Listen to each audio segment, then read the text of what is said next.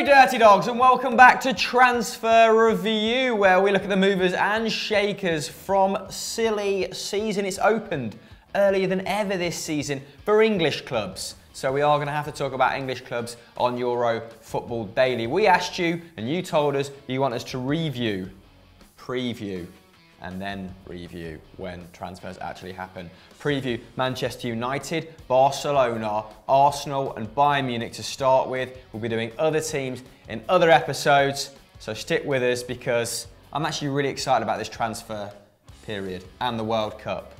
Bloody hell, I just can't contain myself. Yeah. Absolutely ecstatic. Who are we kicking off with? We have to start with Barcelona, I think, because they actually have quite a lot of squad surgery to do this summer. We're already seeing them looking at centre-backs. It looks like they might be making a move for Clément Lenglet from Sevilla. But they also need to find the long-term heir to Busquets in midfield. Plus somebody to replace Iniesta, who's obviously on his way out this summer. When you look at their midfield, it's pretty old now. Paulinho's 29, Rakitic is 30, Busquets is nearly 30. Andre Gomes is likely to move on. And so then the only real young central midfielder they have is Sergio Roberto, who's made 24 of his 38 appearances this season as a right back. They've brought in Arthur. They brought in Arthur from Gremio. He's 21. They paid 30 million euros for him. But I think it's a lot to expect him just to arrive from the Brazilian league and immediately be great. A little bit like Yerry Mina as well, right? Sure. Project players. Yes. And as we've seen from Yerry Mina's kind of current form, might not be ready as of yet. No, it don't, well, yeah, it looks like he might need that Kevin Wimmer special fitness regimen. But Busquets is starting to see a decline in his physical capabilities. He's only made 26 appearances in the league this season. That's not too bad, but it's the first time he's made fewer than 30 in the league since the 2010-2011 campaign. So that's quite a big drop-off. And Mundo Deportivo have said that they would like to bring in, from Ajax, Matthijs de Ligt and Frenkie de Jong. Now, we assume that the de Ligt move is going to kind of take a back seat with Lenglet potentially coming in. But Frenkie de Jong seems a really interesting one. Could be about 45 million euros. He's only 21 years old. And it's been his breakout season, hasn't it, in the Eredivisie? Yeah, he's made 22 out of 34 appearances. And props to you, by the way, for that throat, that phlegm behind de Ligt. I've been very ill, and that actually helps Dutch pronunciation. On purpose, okay. But yeah, I actually think de Jong would fit perfectly into Barcelona's system, their possession-based football. He makes around 70 passes a game with a 91% pass accuracy, so a bit of a metronome on that front. Very similar numbers to Busquets and Rakitic, so be comfortable on the ball, likes to take responsibility, even for a very young player. He does the same amount of defensive work as Rakitic as well. I said does then, a little bit like Guillaume Balaguer. He does. I think. Oh mate, Guillaume, love him. Cheers for the videos. Keep getting them in. Yeah, but Rakitic had a great season, stellar season. He's kind of silenced some critics with his form of late, particularly in that El Clasico game where he absolutely dominated Modric. He's making around 2.5 tackles and interceptions per game. That is Rakitic. But de Jong actually creates twice as many chances as the Croat with 2 key passes per 90, which is pretty impressive, isn't it? Only Messi, Dembele and Coutinho average more in Barcelona's current squad, so he'd bring that much needed creativity. Paulinho has brought goals, but has brought a little bit more industry. De Jong, a little bit more creativity. He does have kind of freakish physical gifts as well, Patrick Van Straaten. And I know you're a big fan of people who complete dribbles. Well, in central midfield, it's quite rare. Like, it's getting more common because we see more and more pressing football. But if you can evade pressure in the middle of the park, then you can get your side up pitch so quickly. And de Jong looks like a kind of once-in-a-generation player in that regard, doesn't he? Well, I mean, he's completing more than 3 dribbles per game. He attempted 59 take-ons in the Eredivisie last season. Only 4 were unsuccessful. Cool. That seems normal. Moussa Dembele numbers. Is he on a pogo stick? How the f does he do that? I mean, yeah, talk about, just to kind of go off on a tangent a little bit, talk about kind of operating in tight spaces last night.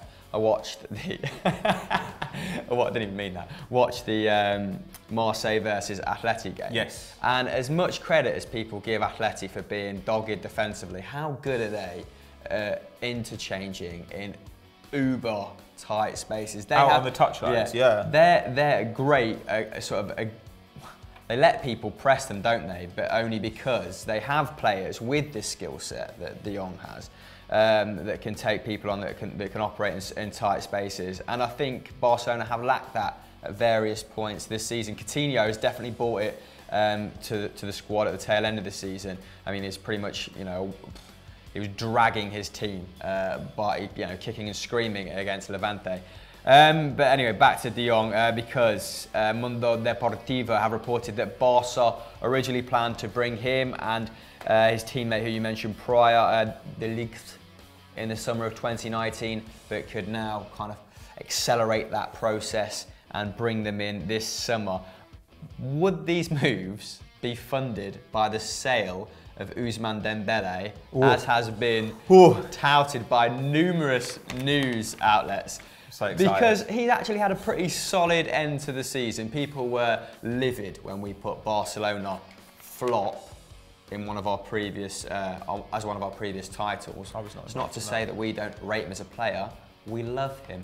It's just to say that, you know, Adam Templeman likes dem views, all right, and the comments. So, hot take.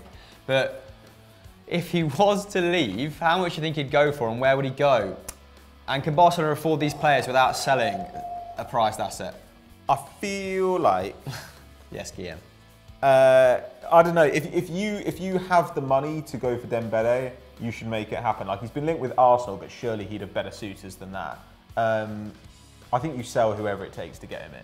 Like if I were Man United, I'd sell Alexis Sanchez right now and try and get him in.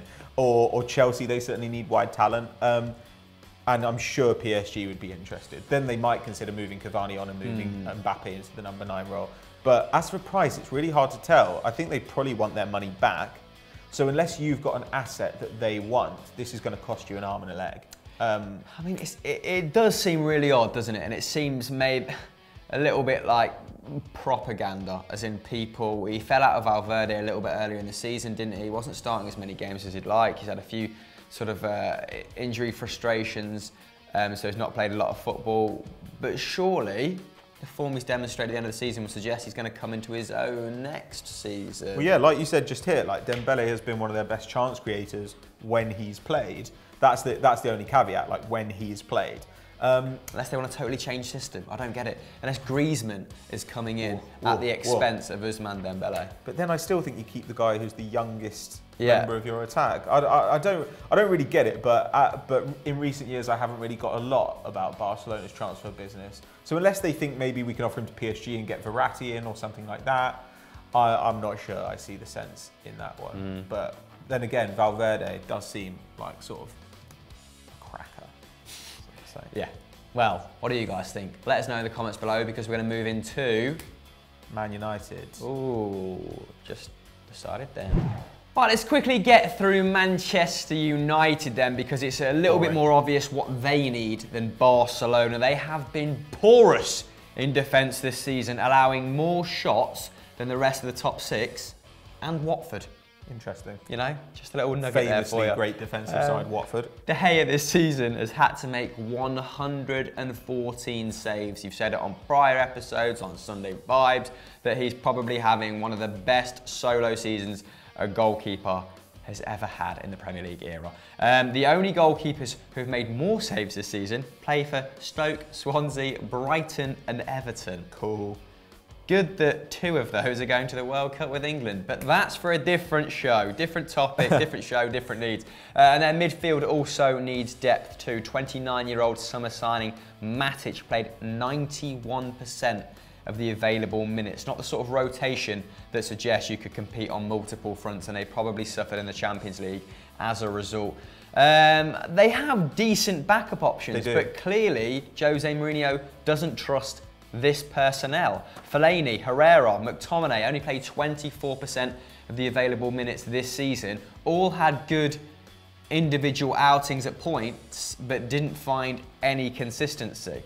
Herrera, for example, in the FA Cup semi-final, maybe scored that goal. Oh, against Spurs? Yes. From the chest? Would the chest? No, that was a different one. Different game. But yeah, had a great game there against, you know, top 4 opposition, and then falls out of the team.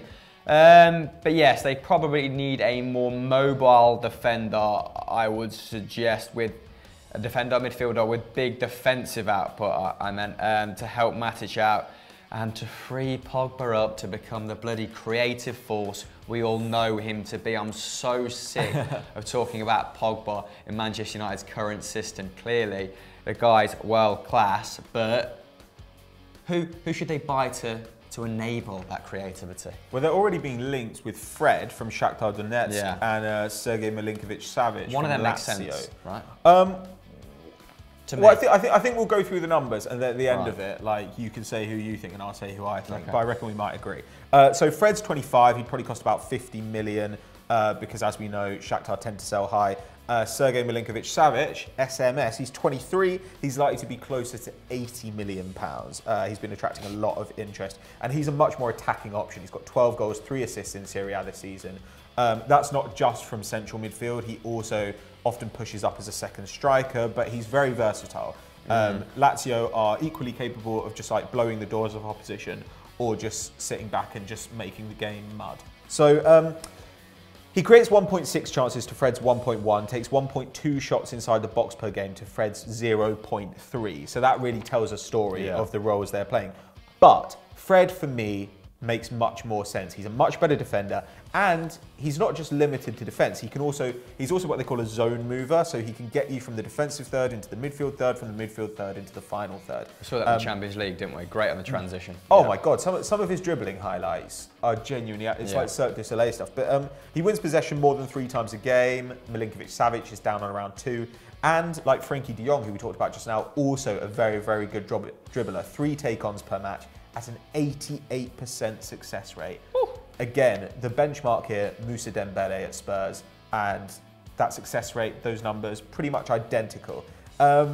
When you look at the way Mourinho likes to build, I think he likes having that mobility through the middle, because Pogba and Matic actually rank first and second at Man United for completed dribbles this season. Yeah. Even Matic in second, like, that's quite surprising to me. Though I suppose he's played more minutes than the wing players. I think here, Fred makes the most sense. Yeah, I agree. Yeah, he gives you that defensive solidity. He's going to help Matic out. As Matic gets older, he can just take over that midfield role. I think he's going to protect the back four. He's extremely mobile, but he's not limited. So if, for instance, Pogba was out injured, I think you could push Fred up and have him play that more advanced role. Yeah, so you've got that versatility. Like you said, both players are multifaceted. But from what I've gauged of Milinkovic-Savic this season, he's almost become a little bit of a Dele Alli, a second striker, someone who is kind of better in the final third, whereas Fred does enjoy doing the hard yards, it would seem. And I would imagine, I've not watched an awful lot of Lazio this season, I have enjoyed watching them when I have. That's why Lucas has been such a revelation Lazio this season, because he's kind of slotted in and kind of done the dirty work for Milinkovic-Savic. Sure. Please tell me if I'm wrong. Who do you think that Manchester United should move for? Let's poll it, Van Straten. Should it be SMS or Fred? Click just above my head.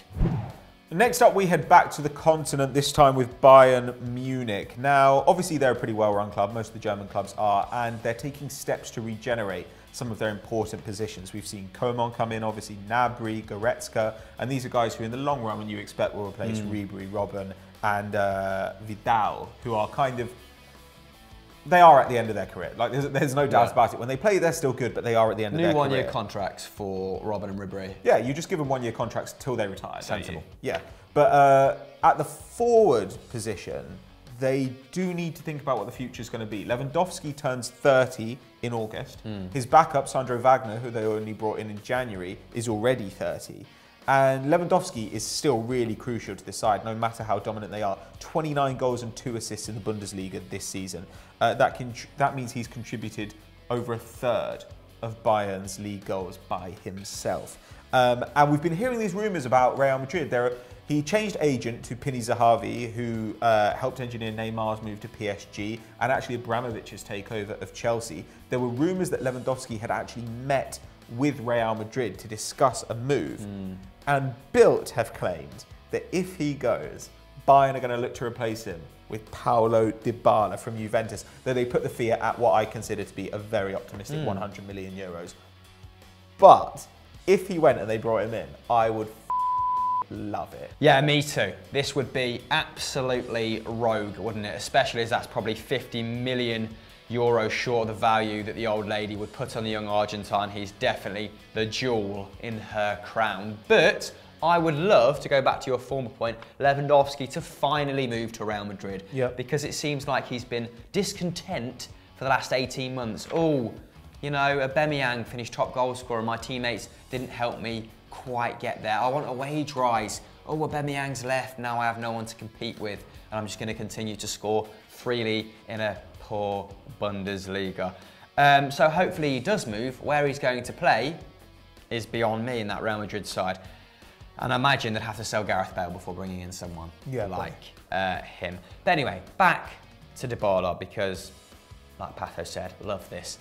He scored 22 and assisted 5 in Serie A last season, the prodigious young Argentine talent, although 24 now. He's not that young, coming into his own, isn't he?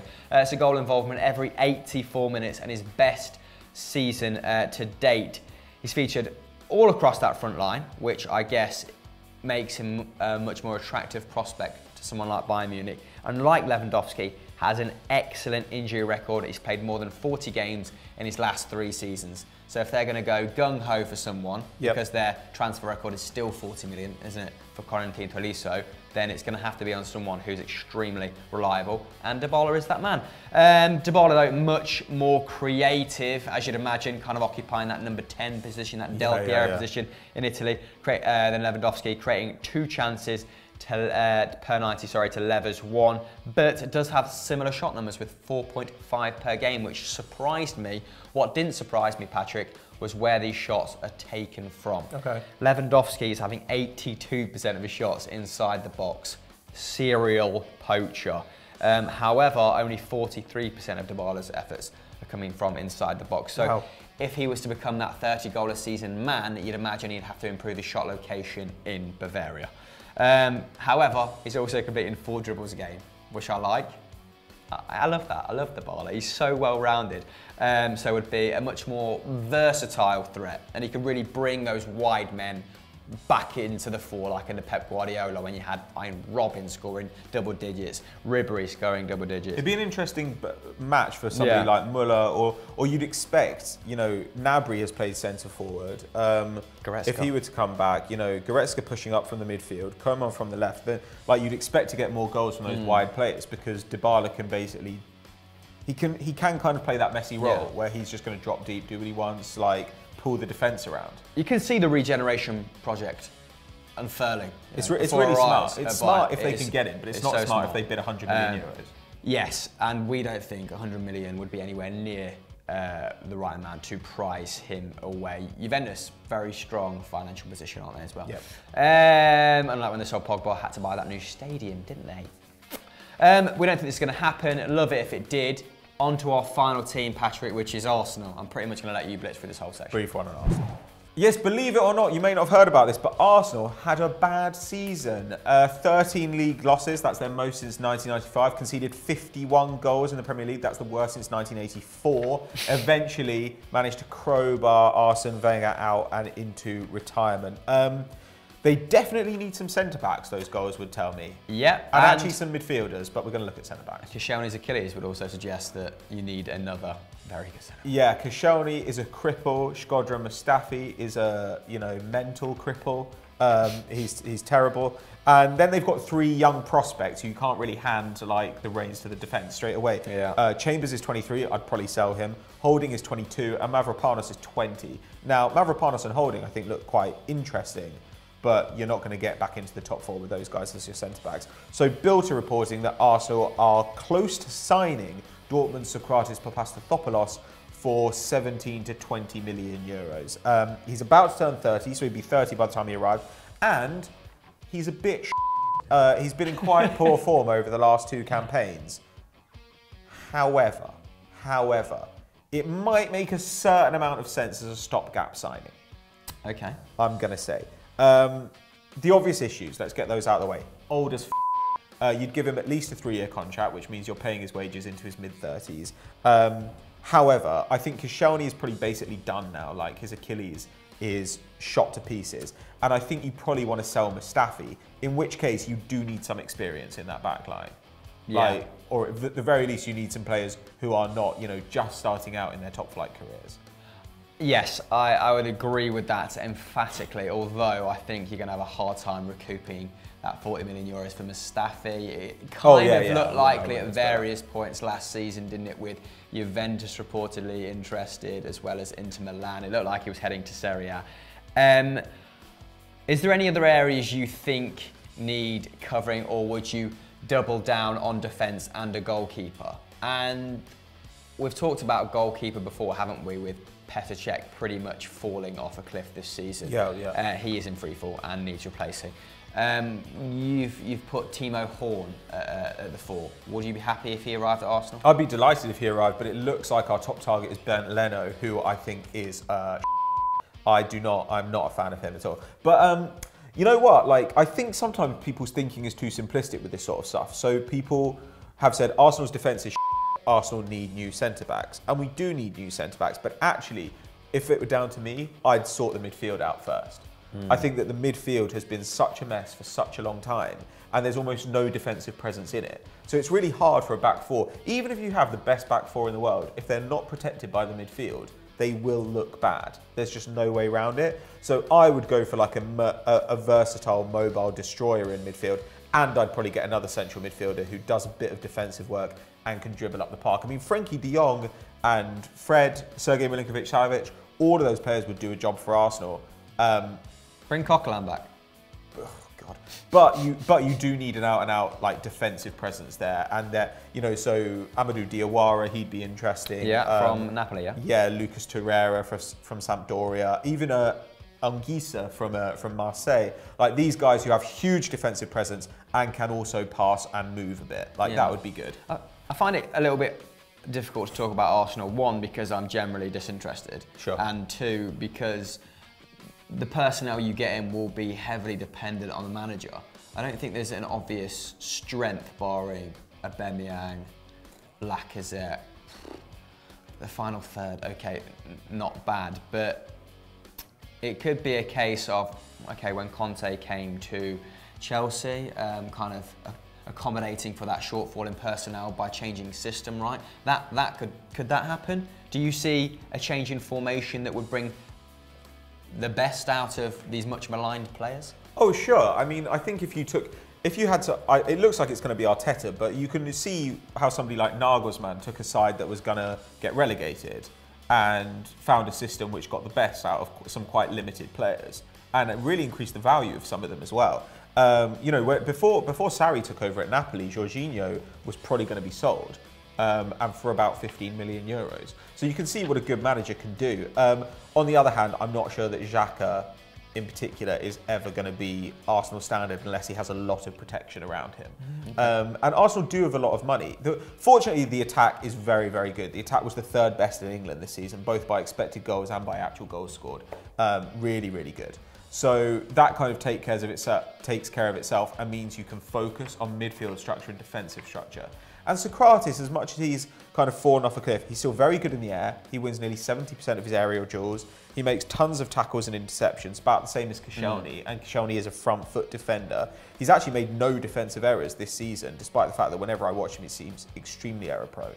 So as a stopgap, I'm not sure it'd be the worst idea. My broader concern here is that we brought in Sven Mislintat from Dortmund, who we hoped would help us find young players. And yes, he's brought in Mavropanos, but if we bring in Socrates after getting in Mkhitaryan, after getting in Aubameyang, I don't really understand what he's doing except getting the band back together. There's not a lot. Are we going to be Dortmund from 3 years ago? Innovativeness there, is there? Yeah, it just seems very strange to me.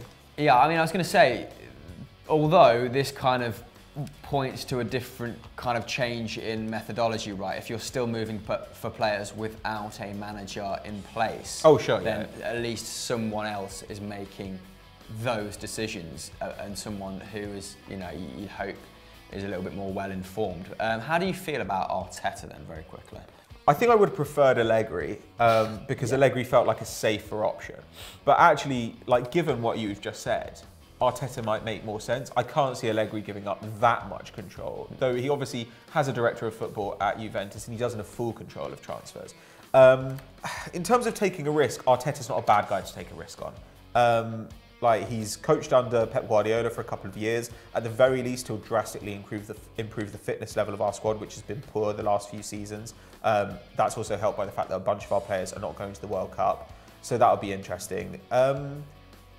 Yeah, I don't know. He seems to be extremely well thought of behind the scenes, and also he's a Spanish midfielder who's learnt management under a Spanish midfielder. So you'd hope that he would sort out the midfield structure and at least understand the way that we should build play. You know, if he were to bring in pressing and positional play, then that would be really good. And also the plus side, if he fails and it all goes wrong, you can just bring in a more experienced guy. Like it's not that much. Sacking somebody like Allegri would be a catastrophe. Sacking someone like Arteta wouldn't be good, but it would be.